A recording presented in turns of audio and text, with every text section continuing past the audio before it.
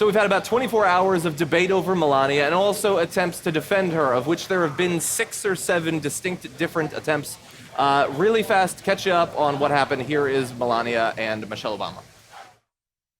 We're raised with so many of the same values. My parents impressed on me the values. You work hard for what you want in life. That you work hard for what you want in life. That your word is your bond. That your word is your bond. And that you do what you say you're going to do. You do what you say.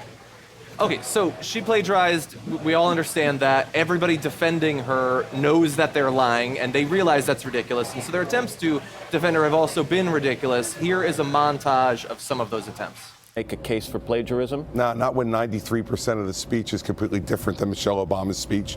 Well, there's no cribbing of Michelle Obama's speech. These were common words and values that she... Almost word for word, But the worst, listen, Matt, the worst day of a convention is the first day. I honestly believe that this is a subject that you're going to hear a lot about on cable TV for about 24 hours, and then I think most people in America probably do not care if some of the phrases overlapped. I think after tonight, we won't be talking about this. We'll move on to whatever comes up tonight.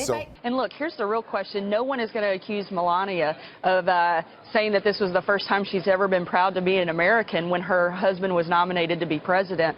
And I know Melania, I think she worked very hard on that speech. And to think that she would do something like that, knowing how scrutinized her speech was going to be last night, is just really absurd.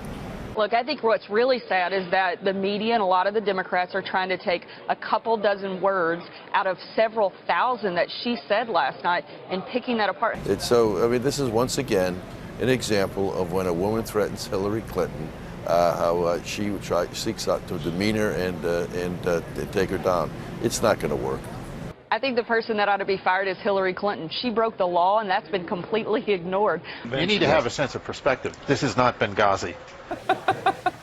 Yeah, they should have a sense of perspective. Some of those were actually defenses of her. Some were not. Saying 93% wasn't plagiarized is not a defense. Yeah. Saying we're going to move on by tomorrow is not actually a defense. Saying Hillary should be locked up is not a defense. It's an interesting talking point. I'll debate it, but it's not an actual defense. It's like, it's like choking someone and saying, I didn't touch any other part of their body. Like 95% of their body. I didn't even lay hands on. In a year, you're going to be thinking about choking you? Yeah. There were a few I got others. one other one. Yeah, I robbed that bank, but I didn't rob 99% of other banks. Exactly. Yeah. I'm not a bank robber. 99% of banks were not robbed by me. They just weren't. So Katrina Pearson, the Trump surrogate, said that you can't be mad at her because she didn't invent the English language, which I don't know what that means. You can't be mad at me for anything either. Yeah. I also did not invent the English language. Also, it's not her first language, which seems independent of whether it was plagiarized or not. And Sean Spicer said it's okay because not only was it like Michelle Obama, he quoted from My Little Pony. He's, by the way, the GOP communications director. He said it's similar to My Little Pony, so it's okay, which I don't think he realizes is really insulting to her, since they're trying to maintain the illusion that she wrote the speech. Yep. That's not really a defense. And look, she clearly didn't write the speech. She was interviewed. She said that she had written the majority of it. She had very little help. Now they've come out and said there was debate about people being fired. They said no one's going to be fired. But they also have said it was written by people and there were fragments that reflected her way of thinking. That was as much credit as they'll give her now. See, that's what I'm talking about. That's ridiculous. Fragments. And by the way, there's another component to this story that absolutely has to be mentioned. Her official biography that was passed out during this convention indicates that she graduated from the University of Slovenia with a degree in architecture and design. She dropped out as a freshman. She did not graduate from that university. She did not get a degree. It's false information, and for some reason, that's not a big news story, by the way. Like, for some reason, stuff like that doesn't matter. It just kind of like gets brushed under the rug and we move on with our lives. Yeah. But if that had been true of Michelle Obama, they would have just, whatever. Oh yeah, they totally let it go. Yeah. So President Obama graduated from Columbia, and this Donald Trump, years ago, said, "Oh yeah, show me his transcript." Because even though he did, he thinks this black guy really graduated from Columbia and got good grades. I don't really believe it.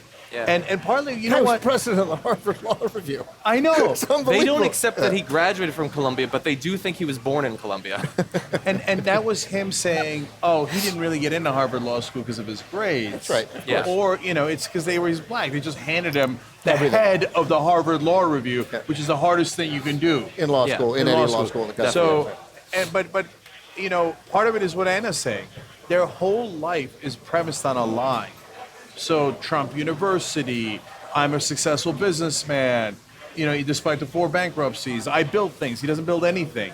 Everything's a lie. Everything's a lie. So if they were, and University of Slovenia, I was the head architecture dean or whatever, whatever. Like these, of course you didn't graduate.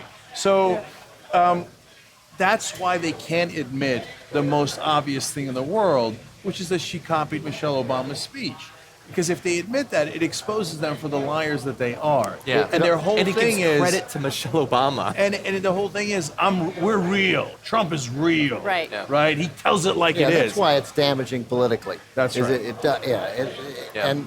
And also suggests, because again, if we acknowledge, and I'm sure it's true because she's not a professional, that she had a speechwriter, it suggests again, it reinforces the notion of a really bumbling campaign. Yes. A campaign that doesn't have top senators and governors here, a campaign that cannot raise money, a campaign whose fundraisers are not even contributing to the campaign, people raising money aren't even contributing themselves, that is struggling mightily to raise money, that needed to get $6 million from Sheldon Adelson for this convention to pay it off because so many sponsors pulled out, that campaign couldn't even pay the whatever it would cost, $12,000 to hire a real speechwriter who would never have copied the speech from the First Lady who'd only given it 8 years before. It's the most recent example.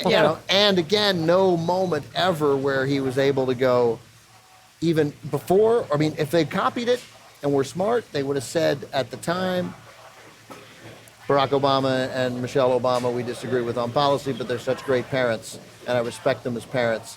And Michelle Obama said it great when she said this. You sort of copy it, and you say, Donald and I feel the same way. And you think, oh, look at that. In a moment of magnanimous, a bonding over a love of children, people would have loved it. They could still do it now or could have done it this morning, and they didn't. They don't have it in them.